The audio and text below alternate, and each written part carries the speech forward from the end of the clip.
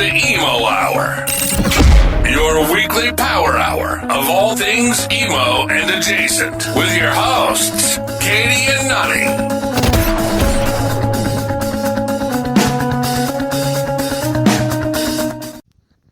Hello and welcome to the Emo Hour. I'm your host, Nani, with my good friend Katie. Hi, Katie. Hi. It's Hi. morning where you are and evening where I am. But we'll talk about that more later. Are we in the same day? This is where I always get confused. No, I'm in a different day. Question. I'm in a different day. It is Tuesday for me, recording day. For you, it's release day. Exactly. Episode release day, Wednesday. I know. It's always the craziest.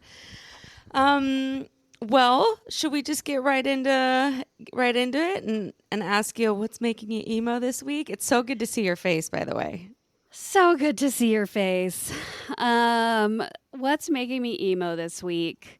Do you have, if you had a guess of what our least downloaded episode is, do you have a guess? You don't have to answer. That's putting you on the spot. Okay, wait. Least downloaded episode. Probably our Christmas, like our quick little recap holiday Christmas thing. Yeah, you would think, right? No, I actually have an idea. Is it Meet Your Host, Katie? Yep. Our least downloaded episode is the one that we released last week about me. Oh my God. Well, okay. Hold the phone. Let's just say that it's probably because it's the most recent also. Maybe. Oh my God, that is so funny. I have not checked the stats lately, but that is that what's making you emo? That's what's making me emo is the episode where I was so vulnerable and told my story is the least downloaded out of all of them, including like the one that came out on Christmas Day, which we figured would kind of fall under the radar because, you know, people are busy doing other things. Yes, it is the most recent one. It's also one that I didn't post a TikTok about because I just was kind of busy and just didn't get around to posting a TikTok about. So maybe I'm hopeful that'll change. I think it will. I think it will not be the least downloaded, but as of now, it is. And that's what's making me emo. It just makes me feel super great about myself. That's so funny. I also will say, please go listen to her episode. It's super interesting. If you're listening to this, go back one episode and listen and learn all about our dear friend Katie. Yeah. So that's and what's her making life, me emo. her life in law. A lot about law school, a lot more than I was expecting, which I think is in and of itself interesting to the right kind of person. You know, somebody that's thinking about going to law school or in law school can certainly relate. But yeah, I just had to share that's what's making me emo this week. That's so funny. Well, I'll also say that from somebody who is not going to law school and has no interest in going to law school, I found it interesting hearing about your background and your background specifically in law. Well, thank you. So go download my episode and make me feel better. Myself. Let's make her feel better. Yeah. So, Nani, what's making you emo this week? Oh my God. Okay. Well, I wasn't expecting you to say that for what's making you emo.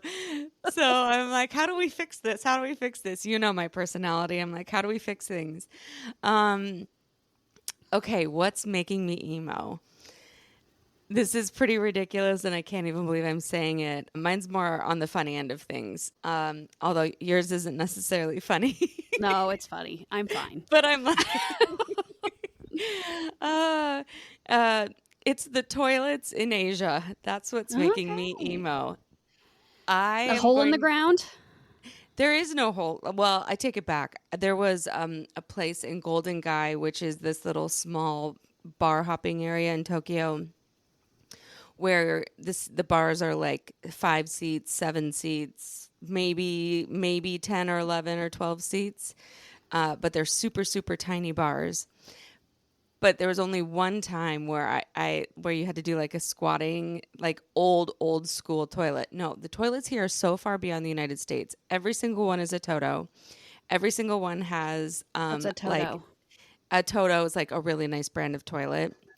Okay. And every single one has like heated seats, has like a full bidet, a drying machine. Like there's water, there's air, there's everything.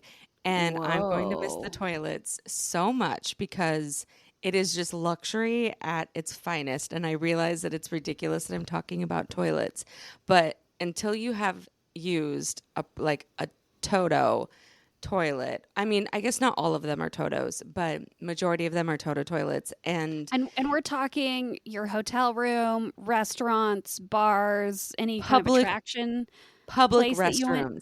Really? From my Wow. hotel all the way down to a public restroom. There's buttons for different like water features, different air features. You can move the water. The water's always heated. I shouldn't say it's probably not always heated, but in my experience, everything that I've had has been heated. The seats have been heated. They're just the most amazing toilets. So Okay. I'm it surprised to hear that. yeah, Just and in general. yeah, it's like it's probably one of the most underrated things about Asia is that they know how to do bathrooms well. Yeah. Guess So so. guess we didn't know we were going to have potty talk today, but here we are. No, and I'm hesitant to share this, but I've never used a bidet Ever? ever. Oh my God. We need to get you over to Krista's house immediately because she has. um, yeah, and Krista, I I'm guess coming over. I'm going to use your bidet. she would be excited. No, she would be so excited for you to experience it for the first time. Great. Um, We'll, yeah, we'll do they're. that when you're back. I cannot wait. We're gonna take a field trip to Krista's house so you can go to the bathroom. Ah, Oh my gosh, love it's it. so good. Well, that amongst many other things are amazing about Asia, but I thought that was kind of a funny one and something that people don't totally realize. So Yeah, I didn't realize that. I got to tell you, feeling extremely clean all the time is just amazing. Yes, yes, and I totally get that. And that's kind of what the topic of the day is just a recap of your travels. But I did have one thing I wanted to talk about first. Yeah, what is it? To try to stay a little true to our emo roots. And I'm not going to we're not doing a deep dive or anything. And I thought about having this be what's making me emo, but I just felt like I would do a quick little update on it. And I mentioned it to you, but Travis Barker's daughter, Alabama Barker, is currently in a feud with Bad Baby, who was the girl who appeared on Dr. Phil years ago. It was like, "Catch me outside. How about that?" That's Bad Baby. And now Yes. she's a rapper, influencer, model, maybe. I don't know. Bad Baby, like BHADBHABBY or something like that. It's like there's H's in there that always make me confused. Yeah, I don't know. There are H's. It's none of it's spelled correctly. Okay. Um, but I am on that TikTok, and it's emo adjacent because it's Travis Barker's daughter, Alabama. But the long story short, as I understand it, is Bad Baby has a baby, and her baby daddy guy, who sounds like he's a dirtbag, Alabama was like doing something with him after he had a baby with Bad Baby. And so it started this feud because she was, sleeping with Bad Baby's baby daddy. Oh my God. Wait, hold on. I need to That's make a sure that I'm mouthful. following this. I need to make sure I'm following this correctly. So Bad Baby had a baby with Mhm. a guy, but they weren't together. I think they were like dating. They're not married or anything, but Gotcha. And so I he think that decides that he's going to hook up with Alabama Barker. yeah. Oh And my so it God. started Okay. this whole rap battle feud. And they've been going back and forth about it. And Alabama Barker, I don't know a lot about her. Also, she's a child, and Bad Baby is effectively a child too. Like, I think Alabama's like 18 or 19 years old, and Bad Baby's like 22. Like, these are young. They're not children, no, they're adults, but like they feel like children to me, you know. Yeah, Um, by the law, they're adults, but yeah, they're baby adults. yeah. And Alabama Barker, her raps that she's come out with are not good. And Bad Baby is like fully like playing it up, and like she's crushing it. She's crushing this feud rap battle between the two, and has like no shame about sharing Alabama Barker's stuff that she's posting, but in a way that's like, haha, this sucks. You know what I mean? And but I should have sent to you Bad Baby's music video that she did, like the main diss track, because I should have sent that to you beforehand, so you could have at least watched that and listened to it. So I'm sorry that I didn't do that, but you should watch it after. No, but I do have another question. So is Bad Baby like a rapper by trade? Yes. Is that like her thing right now? Okay. And then Yeah. Alabama Barker, as far as I know, she doesn't do anything except like be an influencer. As far as I know, again, you know, I haven't done like a huge deep dive on this, but I know more about it than I'd like to. So I figured I would share. Okay, I have so many questions. She also looks like she's like 40 years old because her makeup and the way she does things. She's making herself look twice as old, but that's a whole thing that they're saying about is it Gen Z? Yeah, Gen Z. Yeah, Gen Zs, they're all, or she might even be a younger generation than Gen Z. I feel like Gen Zs maybe in their 20s, but they're saying that all of the Gen Zers make themselves look older than they actually are. Yeah. Which I find funny. Or TikTok is also making a joke that like the reason why millennials look younger than they are is because we ate like Lunchables when we were younger and put chemicals in our body, which All is a whole other processed food. ridiculous funny theory. Yeah. But no, back to Alabama Barker. So she's putting back rap songs, rap tracks. No, they're doing diss tracks back and forth. Oh my God, this is beyond. And also, I want to know what Travis Barker thinks because he's probably like, Probably. But since you bring that up, Landon Barker, who's Alabama's brother, he's on TikTok as well. But what he does on TikTok is videos in his bathroom lip syncing to other songs. And they tend to be the same song over and over and over again on different days, wearing different outfits. And one of those songs that he continues to do is a song by The Fray. is it How to Save a Life? I should know before I talk about it which song it is, but I don't know which song it is. I'm sorry. You have to look it up really quick. Ill prepared. This is the lawyer in you. It's totally fine that you don't know this song, but How to Save a Life was the theme song to Grey's Anatomy, and if that's the song that he's choosing to sing to, that's just beyond, because it's like every middle-aged woman's theme song. No, I think it's called "Look After You."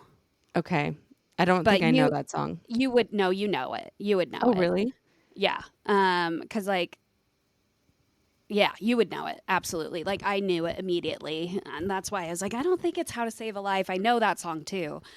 So it's this Frey song that he's been doing these lip sync videos for like weeks. And it's over and like I said, over and over and over again. There's some other lip sync videos mixed in too, and he tends to do like the same songs over and over and over again. But it's just, so on TikTok, it's becoming this joke of like, Alabama Barker's like fighting for her life in this rap battle in the next room, and Landon Barker's just like singing to The Fray in the bathroom. Oh my God. It's just like, what is going on in this house? I mean, it sounds like a lot. Also, The Fray can be pretty emo, in my opinion. They can be. Yeah, I would say they can be pretty damn emo. I don't know what's happening in that house, but also, why is Alabama Barker getting herself involved in this ridiculous feud with like a chick that was on Dr. Phil and some nobody dude? Yeah, and he sounds like a dirtbag nobody dude. It sounds like there's some other allegations against him that I don't know enough about, but long story short, he sounds like a dirtbag. But like her dad is the drummer from Blink-182 and she's related to the Kardashians. Like lift yourself up, girl. Don't like get buried and lose a rap battle to like some chick that's known for what's it? Catch Me Outside? The Catch Me Outside girl. Yeah. But I will say, I mean, I watched this music video. It came out now a few weeks ago that Bad Baby released, and she looks great. There were parts of it where I was like, damn, girl.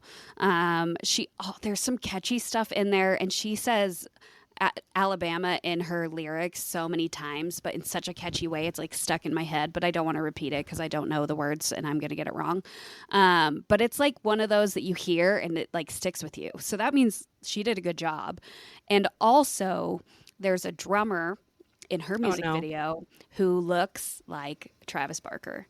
It's not, but he's also he has a similar style to Travis Barker, and he's wearing a famous Stars and Straps shirt, which is Travis Barker's fashion label. Mm-hmm. And then Alabama came back with her own rap diss track like a week and a half later, 2 weeks later, and a bunch of people were like, we waited 2 weeks for this and this sucks.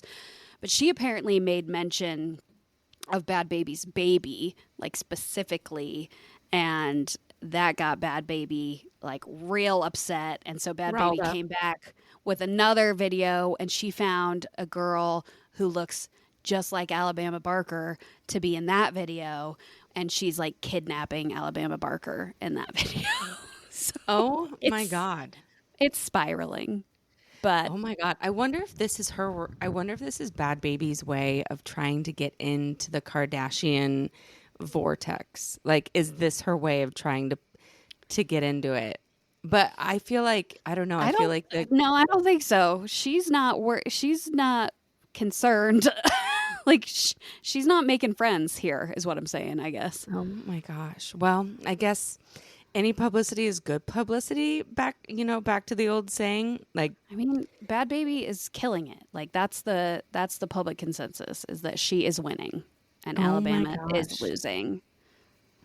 And that she's gonna, basically it's like she just is gonna go cry to her, her celebrity, super famous, super rich dad and super rich stepmom, and like that's what she's gonna do.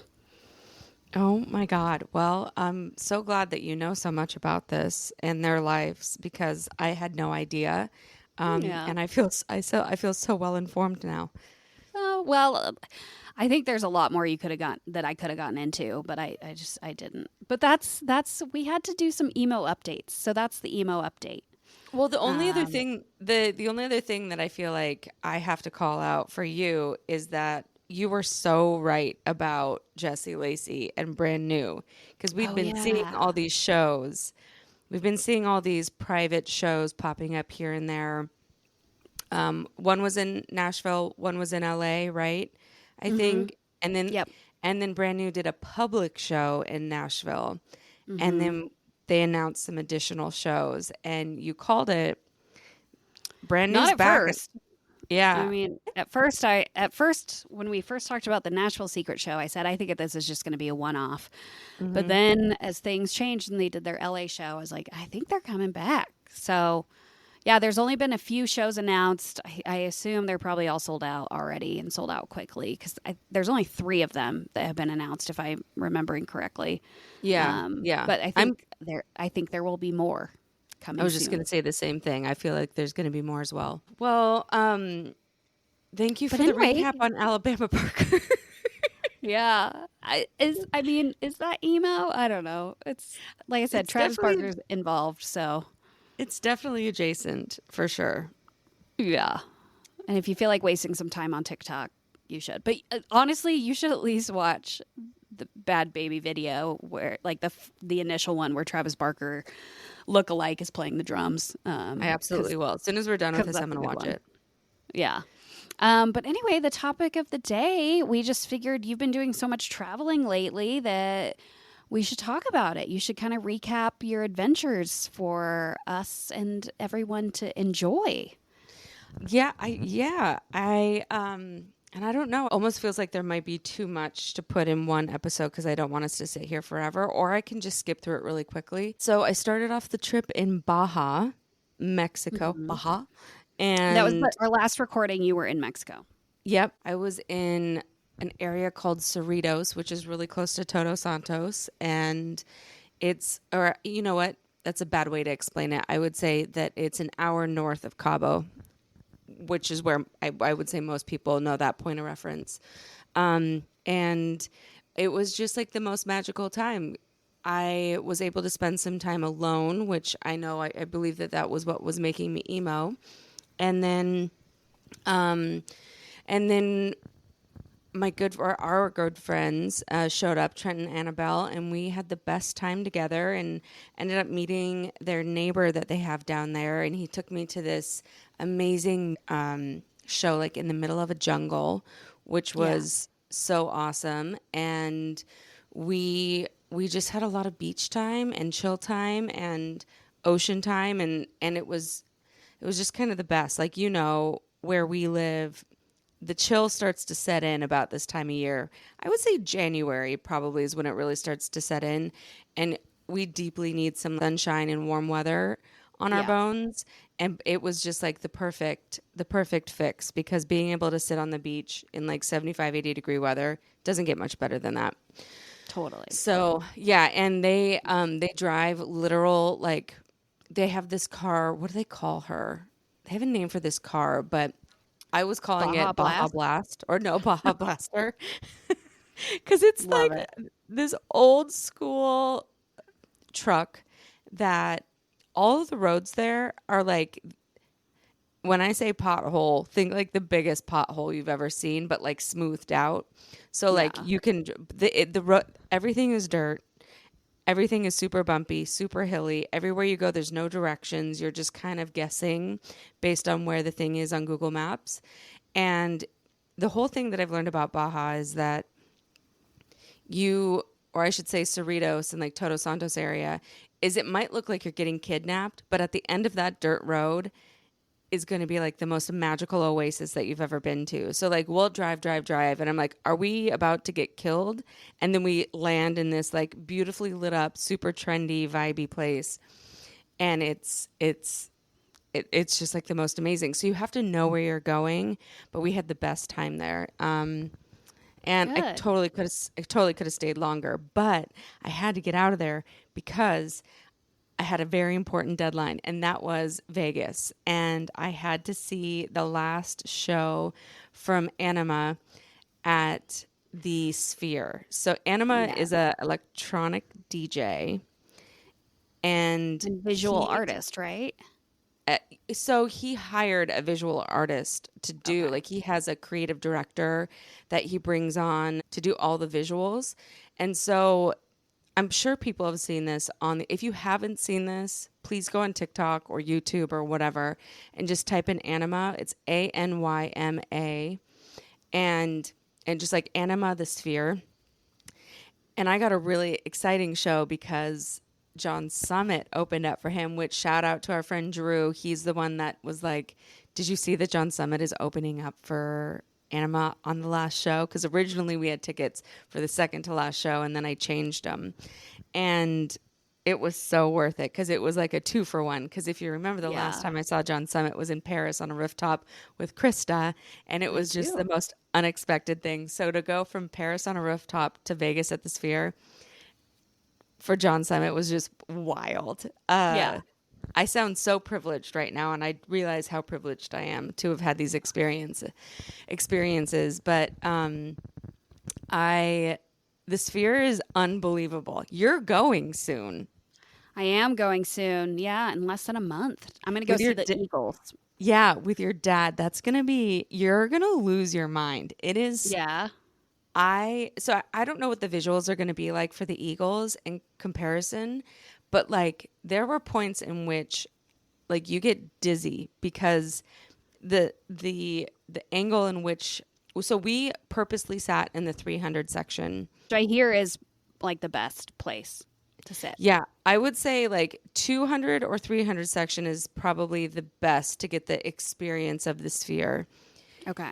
300 section for us was better than 200 because the way that the Anima show was happening, like the focal point wasn't the band or the DJ for the show that we were going to. The focal point was the screen. And so it was better to be a little bit higher than a little bit lower.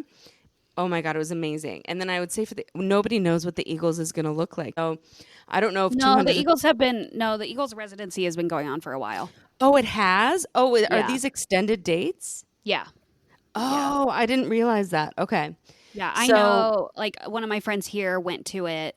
One of my dad's friends went to it. So yeah, we're seeing them the weekend before the last residency. But originally they were supposed to end in like January maybe, and they extended like 3 more months. Oh, that's going to be awesome. Wait, Yeah. is the Eagles Hotel California? Yes. I was at the Hotel California in Baja. Toto Santos. really?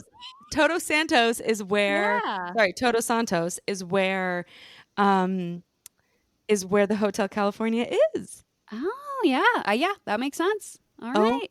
my gosh, such a lovely place. Yes.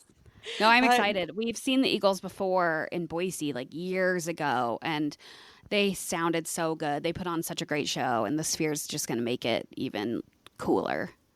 Dude, you're gonna have such a blast. And where did you guys end up getting tickets? 300s? I haven't gotten tickets yet, honestly. Oh, I've been looking secondhand, but it seems like tickets are always kind of available, and I don't know that there's a rush to get tickets right now. That's kind of what I learned as well, is that when tickets go on sale for the Sphere, it seems like people jump on it and then they come down in price. So I don't know if Yeah. that's a normal trend or what. Anyways, but back to this Anima show, because I just have to tell people about it really quick. So Yeah. it was 3 artists.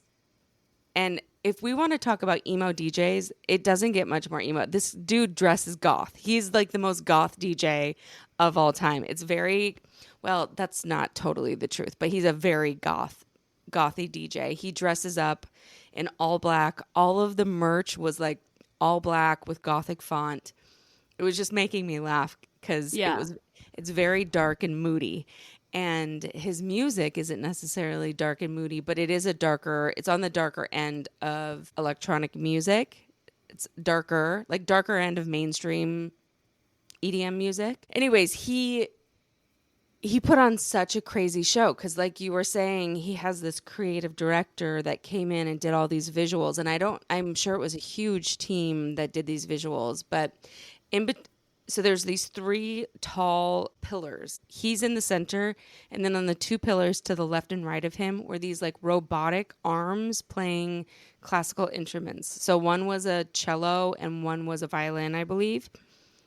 And it was just so weird because throughout the entire show, they were just like playing the violin. I found it really creepy. I didn't totally understand the robotic aspect of it, but there were a ton of robotic because the main character of all of the visuals is this like robotic woman. Yeah. And it's so cool. Like they open the show with this robot looking in the sphere, and then she pounds on the like metaphorical glass, and it breaks through, and she peers in and looks at the crowd and looks at everybody with her eyes, and the crowd just went insane.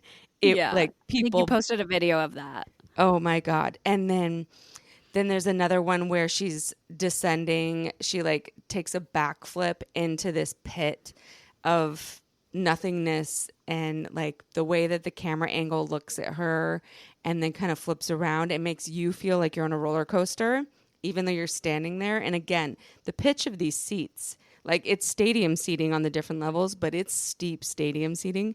Right. So I like had to grab onto the seat for a second because I was like, oh my God, this is crazy. And you are, sorry to interrupt, but you are seated the whole time, right? Like that's part of the experience. No. So okay. we had seats, and the main floor, like the GA area, they're standing. But where we were seated, everybody was like, I would say 90% of people were standing because it was an EDM show. there were a couple times in which we sat down for a couple minutes just to kind of get that experience as well, which was really lovely because the seats vibrate and Yeah. there's just music kind of coming from everywhere because it's just so high tech. It's just so Right. advanced. But yeah, oh my God, it was so crazy. And so this robot is like falling from space and then is going through space like towards the Earth. And there's just all these different scenes. Just the 3D aspect of what the sphere can do and the way that the creative director handled this show was unbelievable. I don't know that I could ever see this artist in a different place because it was that cool. It was, I feel like the sphere ruins you and you just want to go back to see it again because it's just so cool. I mean, that's like my friend Link has been there for you two, like the first residency. He was Right. there at one of the opening shows, and then he was there for the Eagles. And then they do like this nature documentary or whatever, like every single day. He went and saw that, but he is like loves it. He thinks it's so cool. So that's exactly what you just said. Like it kind of ruins you for other experiences like that. Yeah. So I I'm wonder, very excited. well, do they have like sphere heads? Is that like what super fans are called? Maybe. I mean, Yeah, yeah, you sure. should ask Link next time you see. Hey, Link, are you a sphere head? Oh, you know what I did hear? Or the word on the street is that Harry Styles is in negotiations for a 35 Oh, date residency at the okay. Sphere. I'd go to that. I would absolutely go to that. Yeah. Well, let's just do a quick update just since we're talking about it. Well, as long as you're done talking about the show, I Yeah, guess. But yeah. I was just going to say Kenny Chesney and Backstreet Boys have announced residencies at the Sphere. Oh, yeah, that's right. And you possibly are going to go see Kenny Chesney. Pause. I don't love the dates. I was hoping Oh, that it would get extended, but I do love Kenny Chesney. But yeah, I don't love the dates, so we'll see. yeah. Well, that and I was going to say the Backstreet Boy dates, they're all in the summertime too, which it's just so hot. Yeah. But to be So fair, you rarely spend all that much time outside in Vegas when you're there anyways. I feel like you're always in a building or a casino or at the pool. that's true, and it could be a pretty quick trip if you fly in and out of Boise too. So Oh, yeah, that's very true. might be worth a quick trip. The only other thing I'll say about Anyma, I wish I was sharing this information and you still had the ability to go see him at the Sphere. That was the last show, is my Yeah. understanding. I don't know that they're going to extend it again, but if you have the chance to see Anyma at some point, even just on the internet, like just go see what I'm talking about because it is so far beyond what other DJs are doing or even other live performers are doing. It's just super special, and that's why it was such a big to do because these visuals are just otherworldly and they grab you and you feel like you're right there in it with these robots. It's crazy. Right. So, I mean, he plays Tomorrowland and all the other big EDM festivals, and it's always his visuals that are the ones that go viral because they're so good. Can you tell I'm a fan? Yeah. Well, were you a fan before the Sphere, or like, did you only hear about him because of the Sphere? I'm kind of curious about that. No, I had seen him from different EDM festival highlights Okay. because his stuff just kept popping up. I'm like, what? Who is this? Because he's Yeah. kind of, for being as big as he is, he's kind of underground. Like you say John Summit to somebody and people know who John Summit is because he's pretty dang mainstream now. But Anyma he's huge in the EDM world, but like by public by public display, the chances of somebody knowing John Summit are way higher than Anyma, which was also weird because I noticed that the crowd started to thin out a little bit after John Summit at the Sphere, which was Oh, kind of crazy yeah. that is Not, weird. yeah, like I'd say maybe halfway through the Anyma show is like when the crowd, like on the G, I couldn't tell anywhere else, but on the floor, you could tell that it started to thin out. Bizarre. Like, Which is like, why would you leave this? It's so crazy. yeah, That or and you maybe pay a people were pretty good amount of tired. money. Yeah. How long was Maybe the show? not that long. So each opening DJ had an hour-long set. But if you got there super early, the only thing I'll say too is that like it is a crowded mess out there for these shows because it's 17,000 people coming in, leaving, and it does get a little difficult. It definitely traffic. There's a big traffic jam that happens. I don't know that there's any easy way to figure that out though. So when you go with your dad, just maybe be prepared to walk a little bit or like go to a nearby casino afterwards. Yeah, but it sounds like the show is at least 3 hours. Oh yeah, sorry. I got sidetracked there.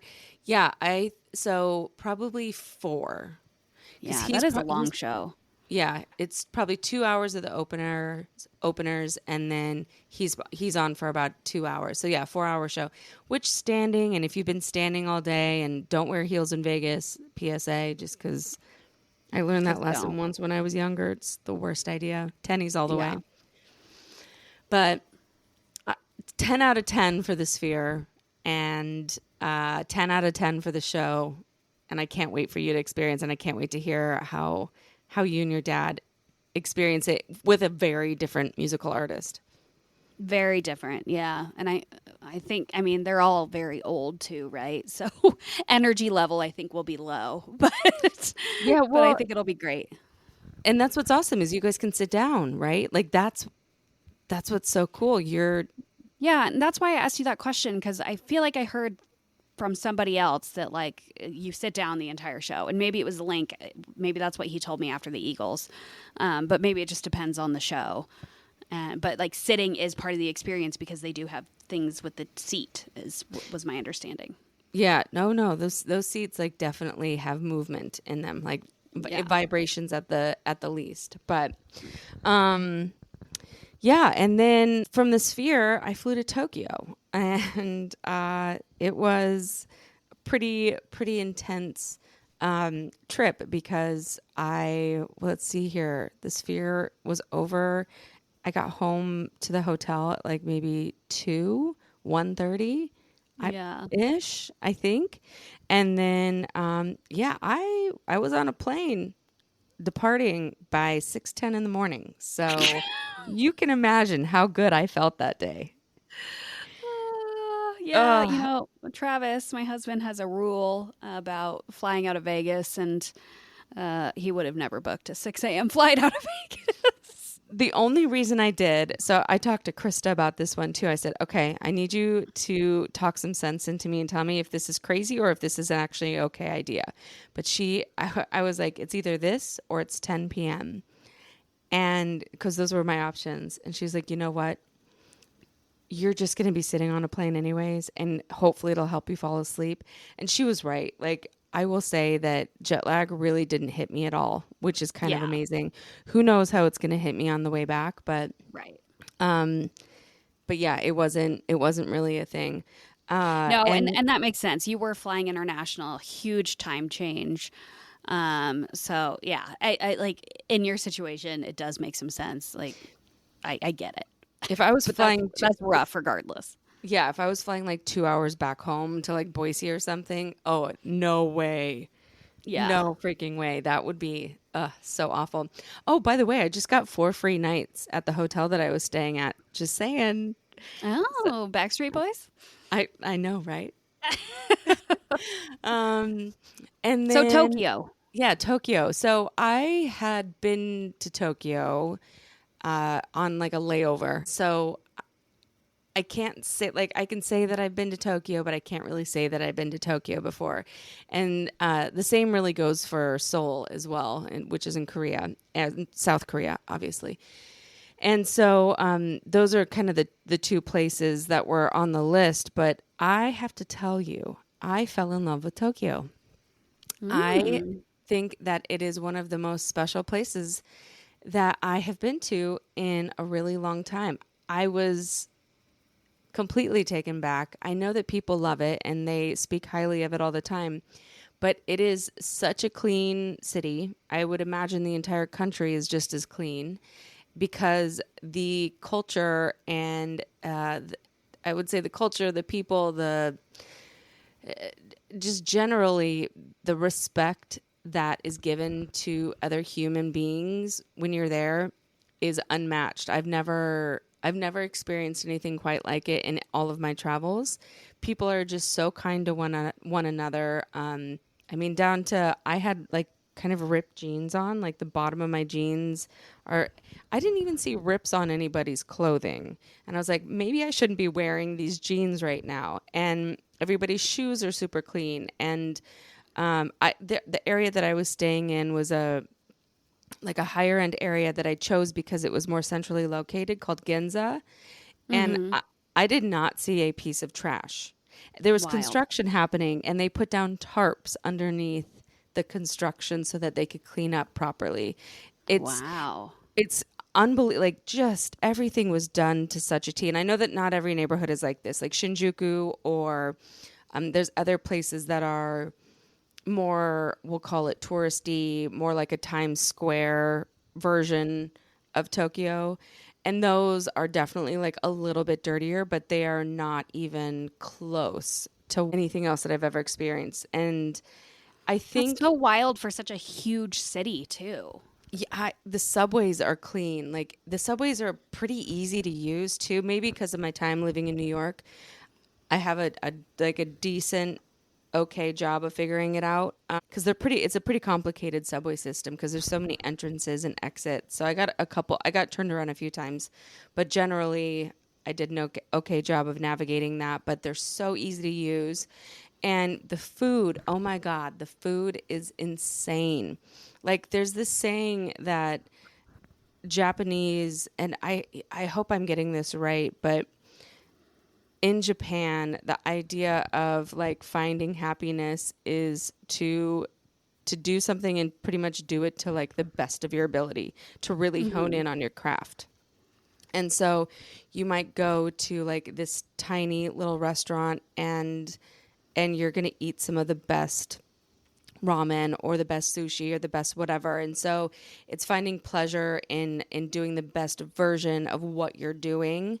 And I think that there's something to be learned from that. I think a lot of places are guilty of this, but like in America, I feel like we're always looking for like what's next, what's better, what's the Yeah. next thing. And they really kind of look more inward. This is my perception, at least, of them looking more inward and honing their craft and like doing it to the best of their ability and having deep respect for others. And it's just it's such a beautiful country. I want to go again. I, Yeah. yeah, I don't feel like I spent enough time there. So I went from Tokyo. I was there for a few days. Yeah, I was going to say you just said you don't feel like you spent enough time there. How long were you there? Yeah, it was kind of weird because I landed at like 3 o'clock. So I got I got multiple days. So I think on the first chunk it was over the course of 4 days. 4 days, yeah. And then I took the high speed train up to an area called Hakuba, which is near Nagano, where they had the Winter Olympics back in 1998. Okay. So you take the high speed train from Tokyo Station up to Nagano, and then from Nagano you take a bus from there up to Hakuba, which is a like 9 different ski mountains. Like it's imagine a mountain range and just 9 different ski resorts side by side, or like ski hills side by side. They're not all connected, but they're all next to each other. So super cool. And I only skied Happo One, which looks like Happo One. I learned it's pronounced Happo One because I was Okay. pronouncing it incorrectly. But I went there because music. Uh, so I was Yeah. like, I'm not going to be all the way on the other side of the world and not see one of my favorite artists. And so Bob Moses was performing, and Bob Moses is again, I joke that I went from EMO to EDM. Like I went from Right. emo to EDM, and both are very much alive and well in my repertoire, but I love EDM music. And these guys specifically are very special because it's not often that you find an electronic artist that sings live. So it's 2 guys. When they do their Mhm. DJ sets, it's 2 guys, and one is controlling all of the music, and one is doing music as well as singing. And sometimes they'll pull out a guitar. So it just kind of depends. They also do like full live band sets. So I guess the best way to compare them would be like Rufus Du Sol. They're like a band, but they're also electronic music. Right. And I love I love Bob Moses. It was You I'm a do. fan. I'm definitely a fangirl. And so And that was the first time you saw them, right? second my Oh, second okay. time. So last summer, my friend and I went to the Gorge to see Odessa, Oh, right. and I specifically was like, "Can we go to the date where Bob Moses is opening?" Because I Right. love Bob Moses, and that was a full band set, which was so special because seeing a full band, Yeah. it was awesome. They were up in Hakuba because of this festival called Snow Machine, and Mhm. it's put on by an Australian company, and it's an EDM festival. And so they've been doing it in Hakuba and in New Zealand for quite some time, and they just started a new location in Niseko, which is northern Japan. And I was thinking about going there because Bob Moses was playing two shows during the festival instead of one. And it's currently actually happening right now. I'm very jealous because they're performing. Are they performing tonight? Yeah, they performed yesterday and they're performing tonight. And so it's really hard for me to see these updates on Instagram Yeah. of like that happening. Because I wish, I wish I would have. A part of me wishes I would have gone to Niseko instead, but it was logistically easier to do Hakuba. But we we meaning like I've made so many friends along the way. Yeah, great. It's been so cool. Everybody's so nice. And when they find out that you're traveling alone, I've been doing all of this alone, right? Yeah. And oh my God, I need to give a shout out. So when we were in Tokyo, I met up with our mutual friend Lexi. One of her good friends is living in Tokyo. And Mhm. so she met up with me. We had dinner together. We went and had, oh my God, why am I forgetting? Is it yakitori? Where it's like grilled meats on skewers. That's And yeah, I don't know.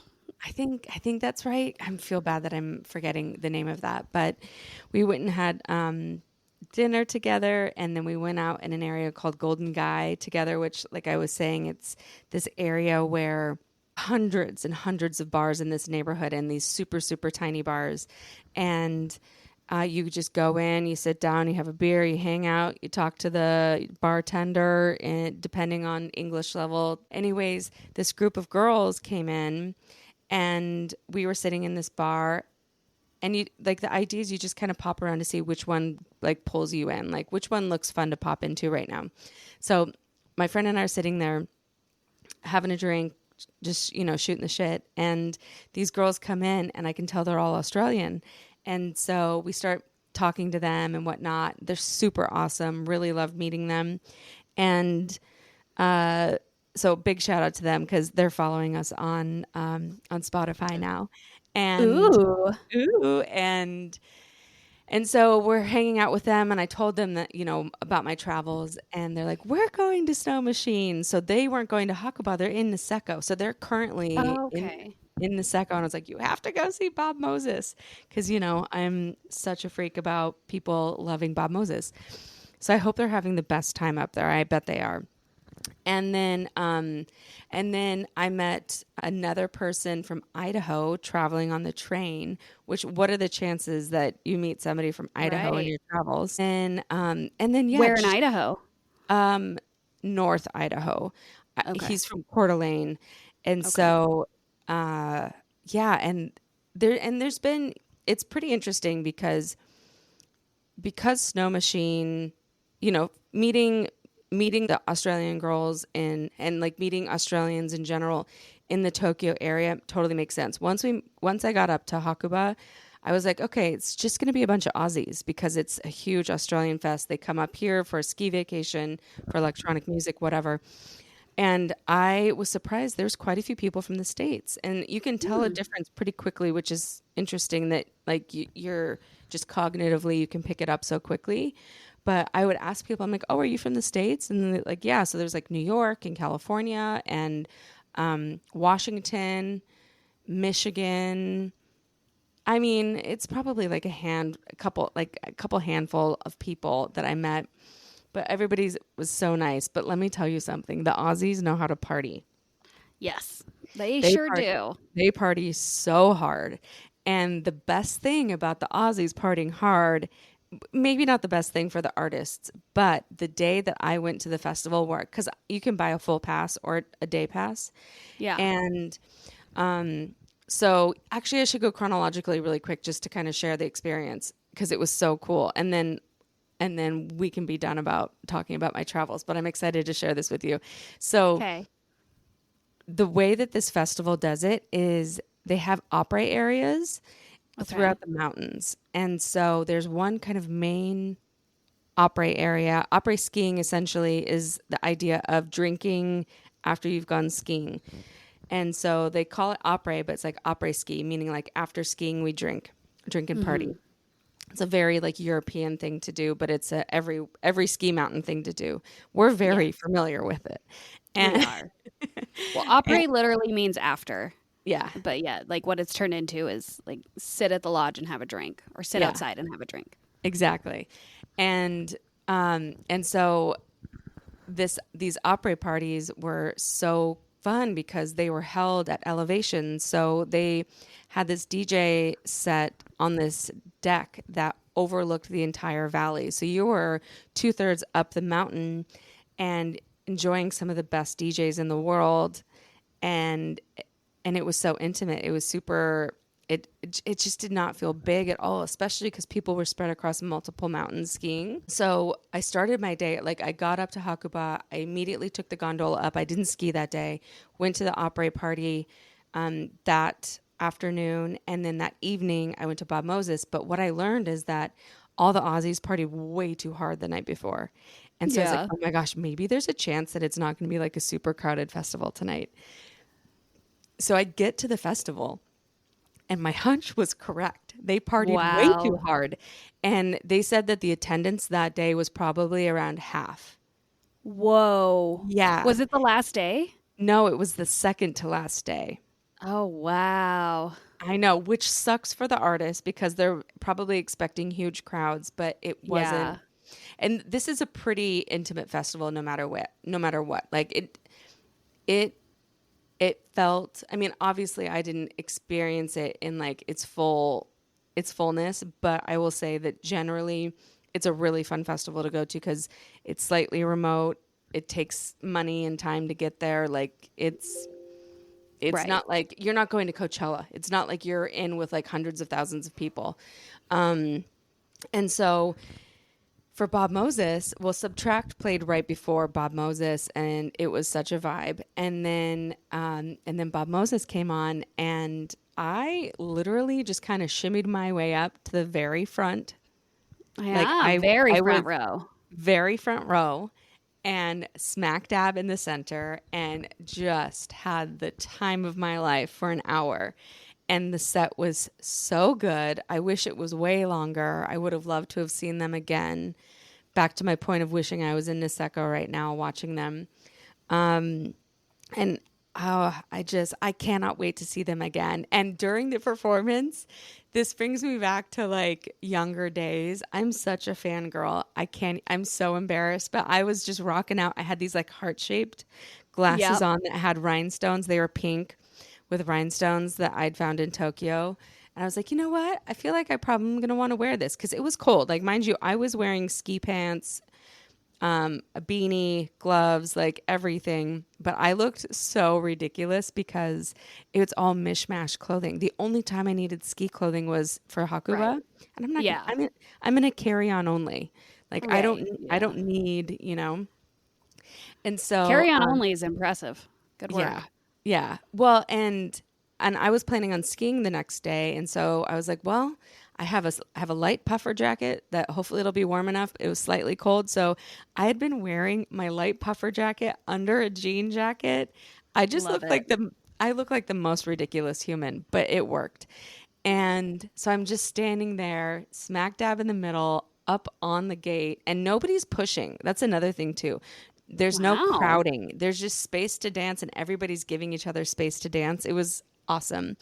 And like maybe 2/3 of the way through the set, like I could tell that because I was front row, I could tell that, and maybe this is me being a little like self-involved here, but I could tell that they could see that I was just jamming so hard. Like I knew all the words. I was singing all the words. I was having the time of my life. And I feel like that's a really great thing for an artist to see, especially Yeah, when the crowd's totally. maybe a little bit smaller than what they were expecting. And I mean, it was still a big crowd, don't get me wrong, but I I looked up and I couldn't totally see them all because I was looking through these glasses, Yeah. but I just like looked and I pointed at them.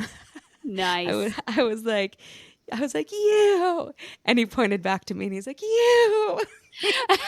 We had this moment where we just pointed at each other and I was like, we're connected Oh, forever.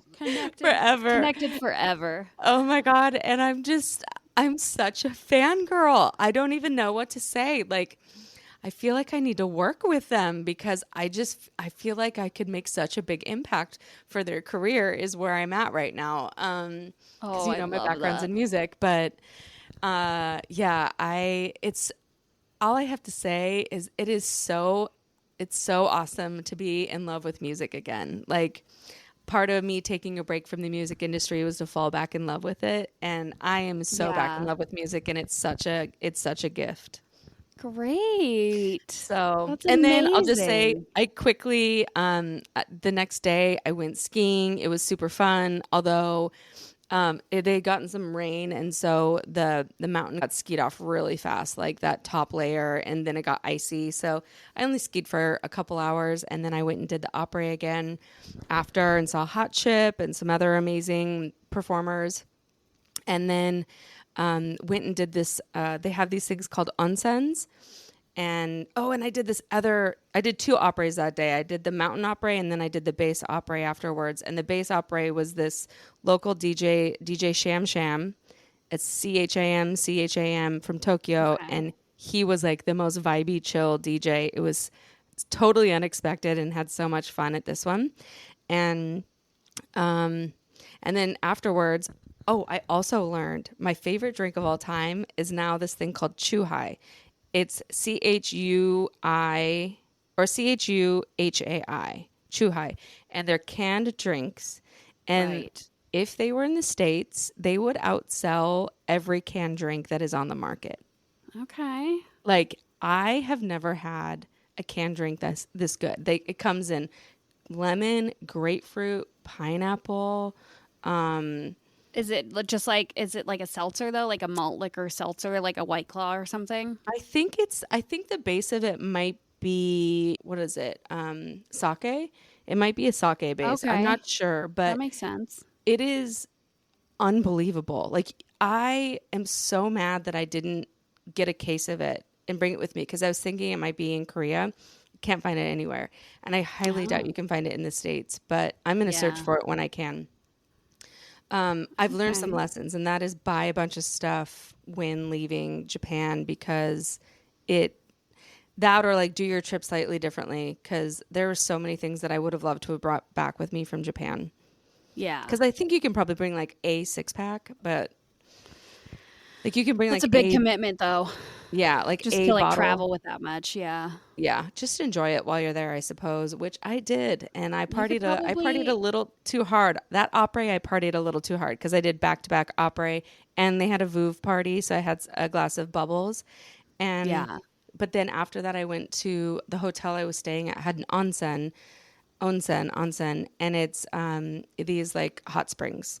So they there's hot springs kind of everywhere, and they're very traditional in the sense that like there's a men's one and a women's one, but like you can't wear clothes. Like you have to like take a full shower before you get in. Back to this whole Okay. thing of like respect, and Yeah.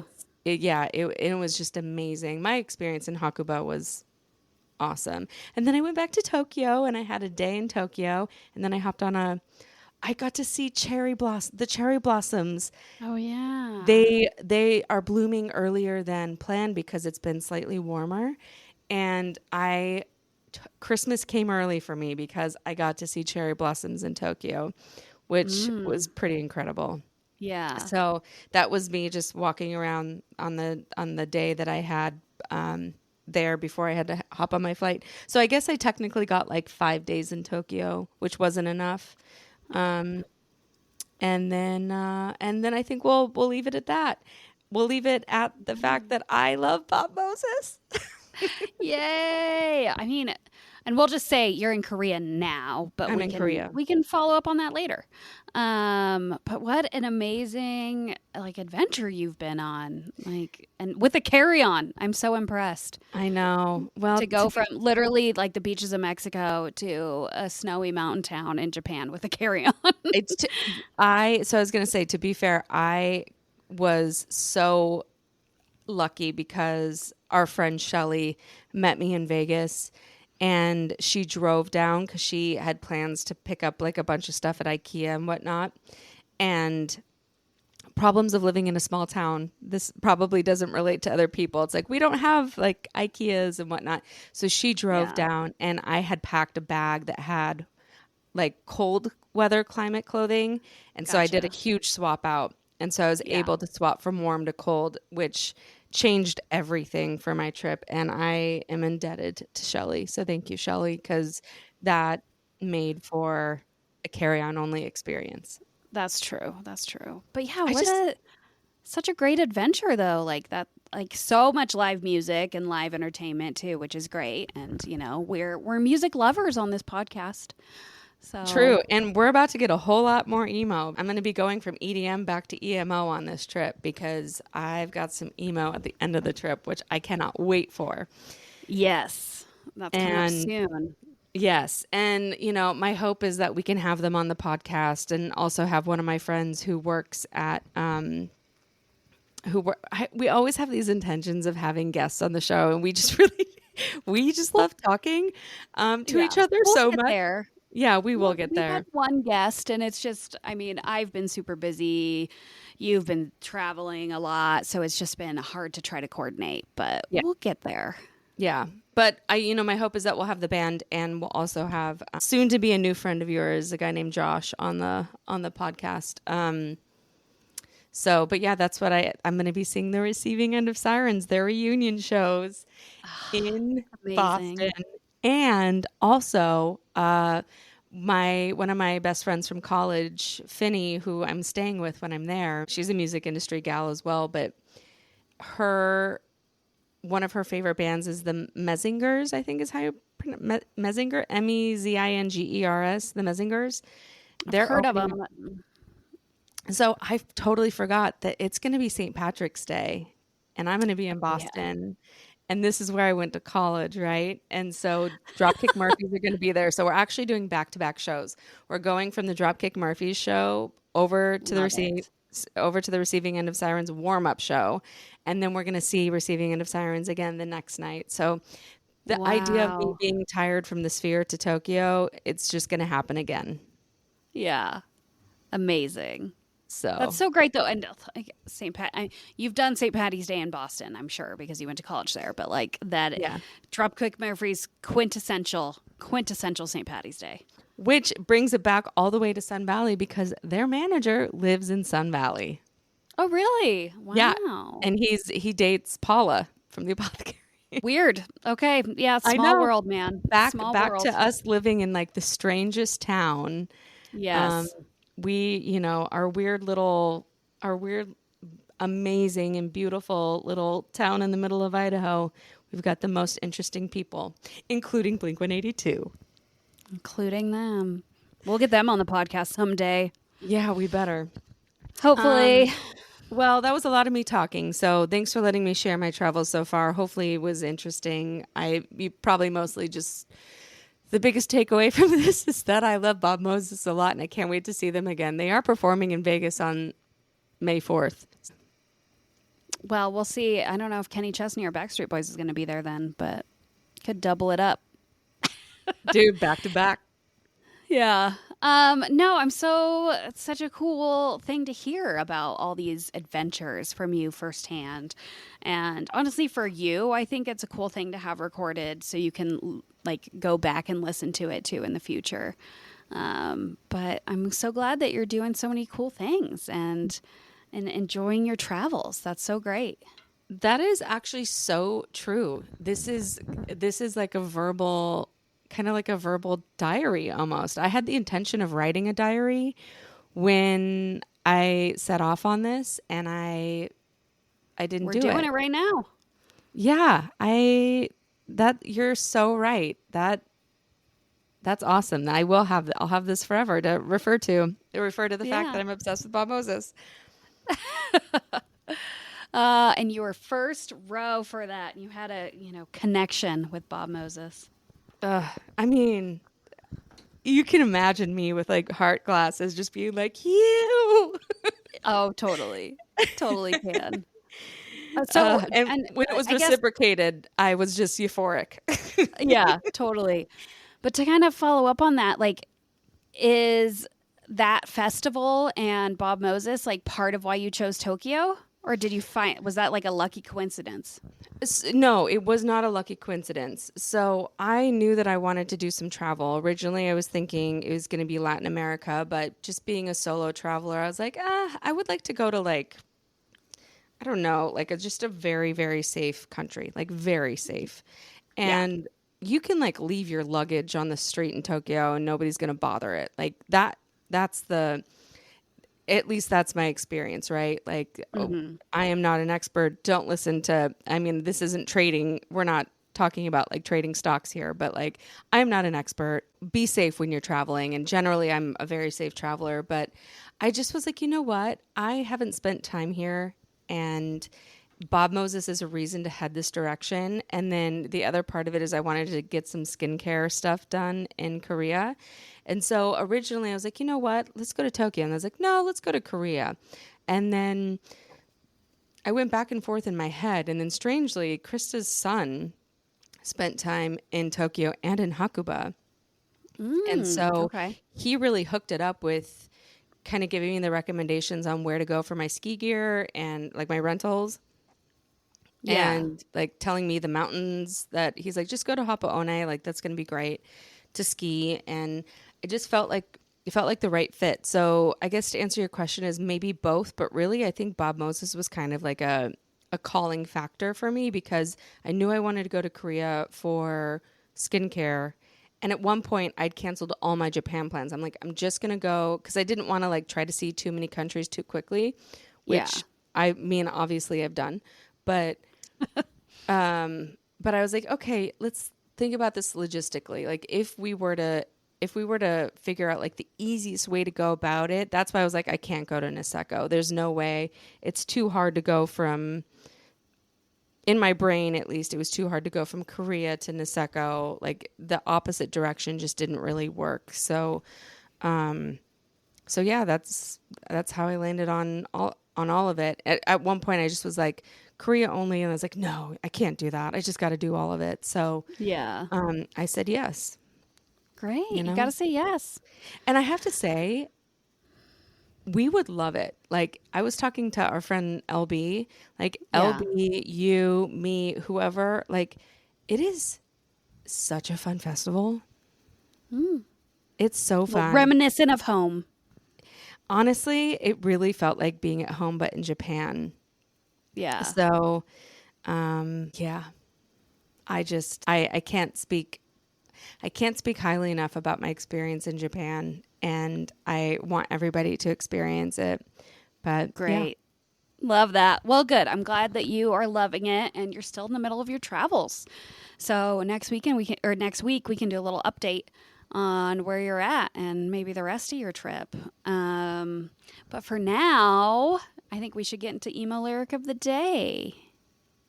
Yeah, I think that sounds good. Do you want to go first? Yes, please go first, because I decided as we were getting to emo lyric of the day, I'm like, I think I'm going to do a last minute pivot. I'm changing mine all of a sudden. Okay. So you want to know why? You want to know why? Do you want to share? No, because it's going to be Bob Moses now. I'm like, why? It has to be a Bob Moses song. Like, that's just dumb that I didn't do Bob Moses to begin with. You are tainting our playlist, though, with Smash Mouth and Bob Moses. Hey, but it's music. Yeah, but it's an emo hour playlist. Emotional hour, and boy, did Bob Moses make me emotional. Okay, well, my lyric circles back to my what's making me emo a little bit, and how I was feeling about being the least downloaded episode of of our podcast thus far. My lyric is from the artist Nothing Nowhere because I'm starting to become a very big fan of Nothing Yes. Nowhere, and he released an album last year. So many of his projects are like different genres, and I love that too. He just like kind of switches between genres all the time. Like it's all kind of the same theme generally, but this one is very much like y'alternative theme, which we need to do an episode on that too. Like what is y'alternative? But it's a little rock, it's a little emo, it's a little country, and that's you went from EMO to EDM, and I went from emo to country, and sad country is what I like. You're a alternative gal. I am. I mean, Kenny Chesney. I love Kenny Chesney too. He's not alternative. He's very like bro beachy country, but whatever. Like generally speaking, my favorite kind of country is like sad, emotional country where the lyrics kind of match. So this album that he did is like reminiscent of y'alternative. And this song is called, the song that I chose for my emo lyric of the day is called John Wayne, I Want to Be a Cowboy. Wait, no, this is them? This Nothing Nowhere is just one artist. Oh, is it? Because I've only seen, so I haven't done any like deep research into them, but I've only seen the Will It Emo. Because isn't that the Will It Emo guy? Yeah. Yeah. And so Nothing Nowhere is like his performance name, but that's just him. It's not a band. And you made a reference that it was a band, I think, when we were talking about Will It Emo, but it's like that's his stage name. And I don't want to get this wrong, but like my understanding is that most, if not all of his songs are like he writes them, he plays the instruments, he produces them, and then he like collaborates with other artists too, but it's really just him. I wonder how he performs. I mean, I'm sure he just has a bunch of hired guns on stage with him when he's performing live, because he can pull that off when he's online, right? Like you can make a video with like multiple tracks that you play yourself, but I'm sure he has a band when he performs. But like I think his stuff is like it's him doing pretty much everything, is my understanding. He'll also be in Salt Lake, I think in May. But it's on like a Wednesday, which is a bummer. Wait, but he's at all three of the Warped Tour dates, right? He's definitely on some of them. Yeah, I don't know which. I think all three, but I'm not sure off the top of my head. Also, sorry. I was just going to say really quickly that I feel like Orlando is getting better and better in my eyes. Yeah. I just had to tell you that. I like the dates of that better. Like it's nice to go to Florida in November when we were living in a mountain town. Anyway, so I'm starting to become such a big fan of Nothing Nowhere. This song is called John Wayne, in parentheses, I Want to Be a Cowboy. And the lyric is, and I can't decide what's worse, to be the bull or to be the clown. And that's kind of how I'm feeling about what's making me emo too. So full circle moment for me. Oh my God. You're so good at this, Katie. Well, I'm glad you like. I had some doubts about this one, but I'm glad you had that reaction. Oh my God. That is so can you just give me like a general synopsis of like what that song is about really quickly? I mean, generally speaking, it's about how he wants to be a cowboy, but he can't be because like that's just not in his lifestyle. The lyrics leading up to that line are, I don't have the time to make hay when the sun shines because I'm too busy laying down. I can't ride a horse and I can't decide what's worse, to be the bull or to be the clown. Oh God, that's So you know. Do you ever think about like what like where was this person at when they were writing this song? You know, like how do these lyrics come to be? right. I mean, it just like really smart lyrics, funny lyrics. Yeah. Yeah, and that's funny. I mean, yeah, this is a great song. I really enjoy it, and I was looking at other songs from this album, but I just thought I was like, what's worse, being the bull or being the clown? And obviously, the reference there is rodeos and rodeo clowns who are trying to like distract the bull when a bull rider falls off, you know, and they're trying to save the bull rider's life. Um, if you have never been to a rodeo, maybe you wouldn't have caught that reference. I don't know that that's beatable. Just gonna gonna go ahead and say that, especially since I changed it last minute. Yeah. So what's your emo lyric of the day? Yeah, it was Bob Moses. And this song is called Enough to Believe. And it's a little bit longer. It's not super long, but it's longer than yours. It goes, trying to find an answer in the wind. I keep feeling like I'm rushing to the end. Looking for a good place to begin. But will I ever know? I'll never know. Okay. And Read it one more time. yeah, so it goes, trying to find an answer in the wind. I keep feeling like I'm rushing to the end. Looking for a good place to begin. But will I ever know? I'll never know. That's just somebody who's lost in life, it sounds like. Yeah. And I think, I think I relate to that to a certain extent because solo traveling is like it can be it really tests you. And so that's why I kind of picked up on that specific lyric for myself. But solo traveling isn't maybe not Totally. for the faint of heart, but I've become really comfortable and accustomed to it because, you know me, I've never met a stranger.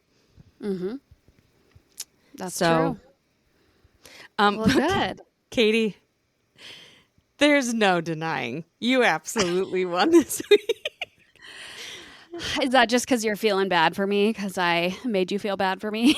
Okay, no, because I've already gotten past the fact that you are the lowest listened to podcast that we have.